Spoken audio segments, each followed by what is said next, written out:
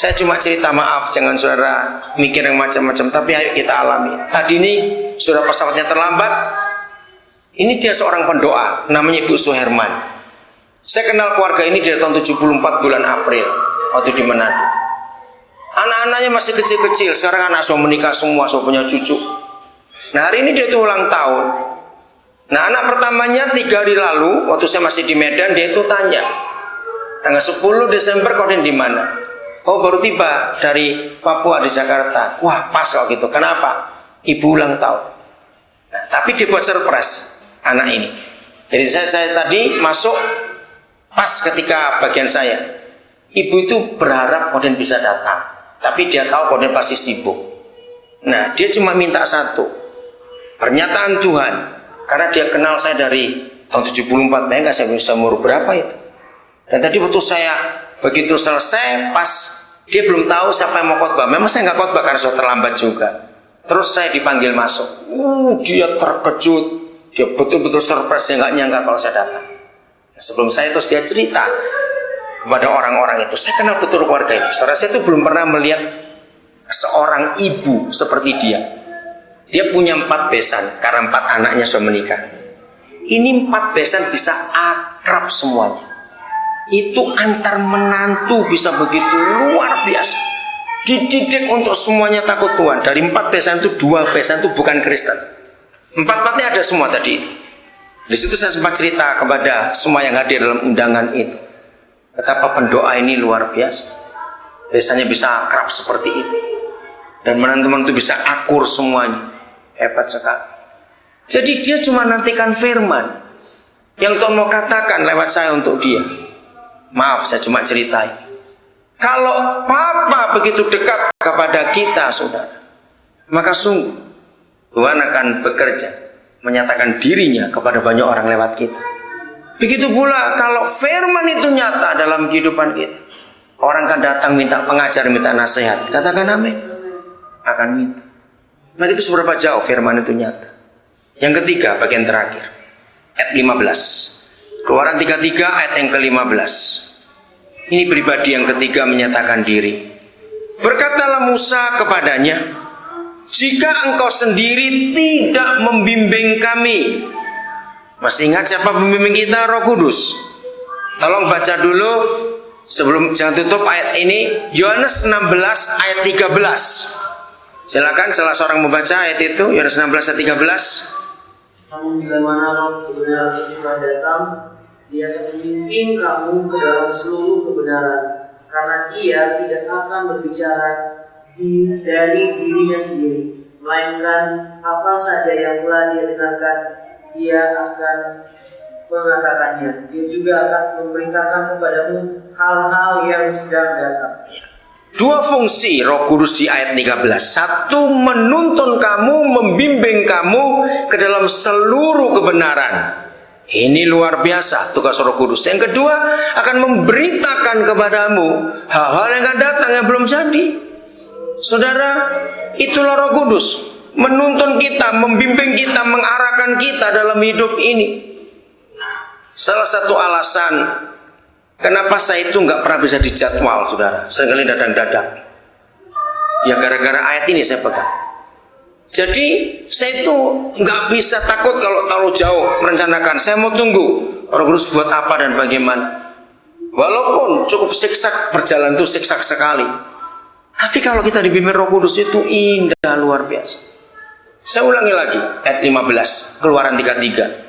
Berkatalah Musa kepadanya, jika engkau sendiri tidak membimbing kami, janganlah suruh kami berangkat dari sini. Ya, kalau istilah zaman sekarang, Roh Kudus itu GPS. Betul? Kan Musa nggak tahu ini mau kiri atau kanan, nggak tahu. Juga belum ada peta zaman itu. Jadi sebetulnya bukan Musa memimpin 2 juta lebih orang itu, tapi Roh Kudus. Dituntun, mesti bagaimana, mesti bagaimana. Dan itu sungguh indah dan sungguh menyenangkan sekali. Kalau kita perhatikan dalam hidup ini, saudara. 2 minggu lalu saya ada di Amerika. Istri saya nggak ikut karena saudaranya dari Kanada pada datang. Saya ke sana cuma sebentar, 6 hari, karena waktunya cuma pendek.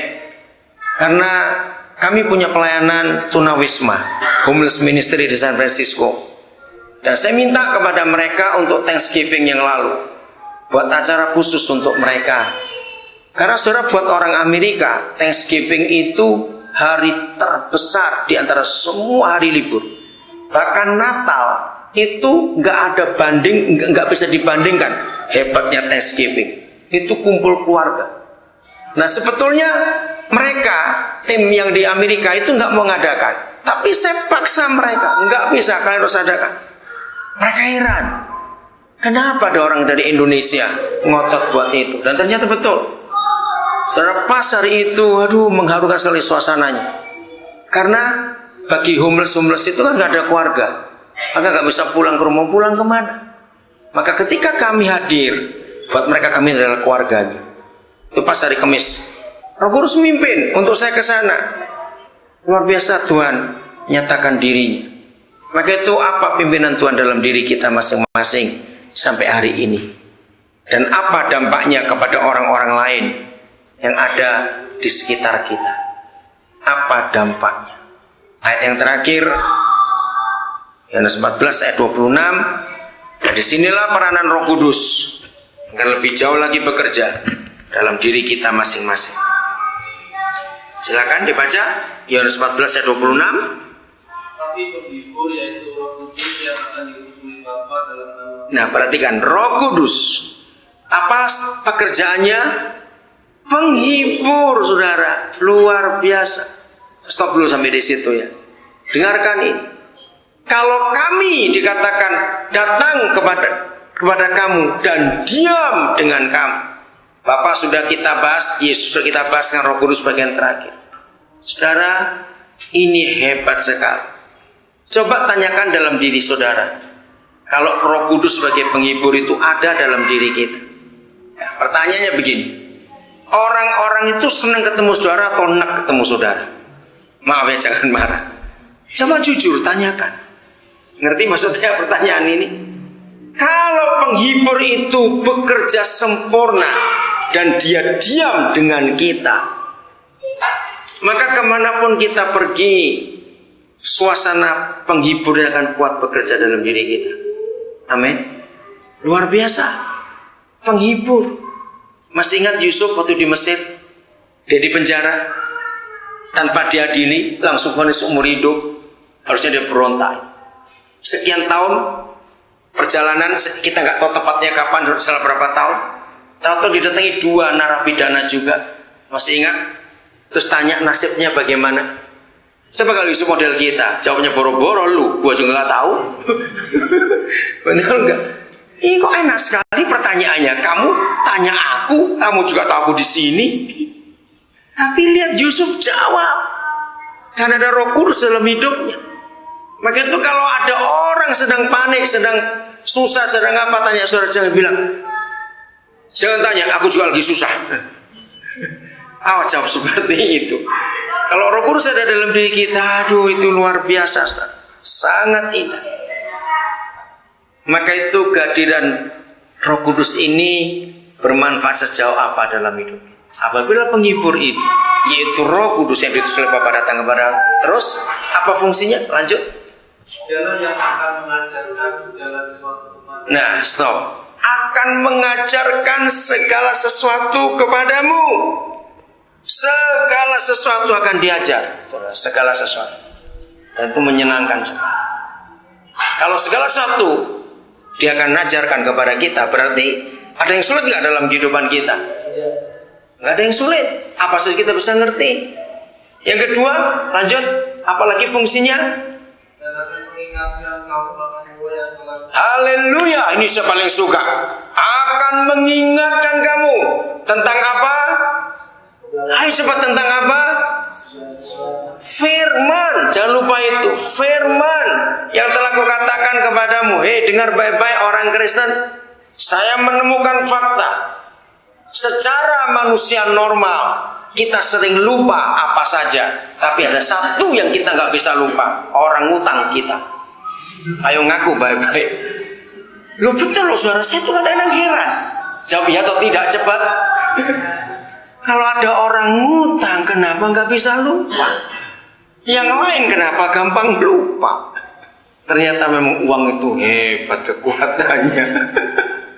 Maka itu mulai hari ini, setelah kita tahu bahwa mereka bertiga datang dan diam bersama kita, maka tidak ada alasan seorang pun di antara kita lupa firman. Awas, betul? Kenapa nggak bisa lupa firman? Ayo jawab. Kenapa? Karena Roh Kudus mengingatkan kita. Jadi yang ada pura-pura lupa kita ini. Itu kan kurang ajar. Jadi Roh Kudus akan mengingatkan kita akan firman. Untuk apa saja dalam hidup ini. Jadi dia membimbing, dia memberitakan hal yang akan datang, membimbing dalam seluruh kebenaran, memberitakan hal-hal yang akan datang yang belum terjadi. Dia akan mengajar kita sebagai penghibur. Dia akan mengingatkan kita akan semua firman. Itulah tiga pribadi itu kalau ada dalam kehidupan kita. Hidup ini sungguh-sungguh luar biasa. Dan kita akan jadi berkat buat banyak orang di sekitar kita. Ini berkat yang besar. Oke, Tuhan memberkati.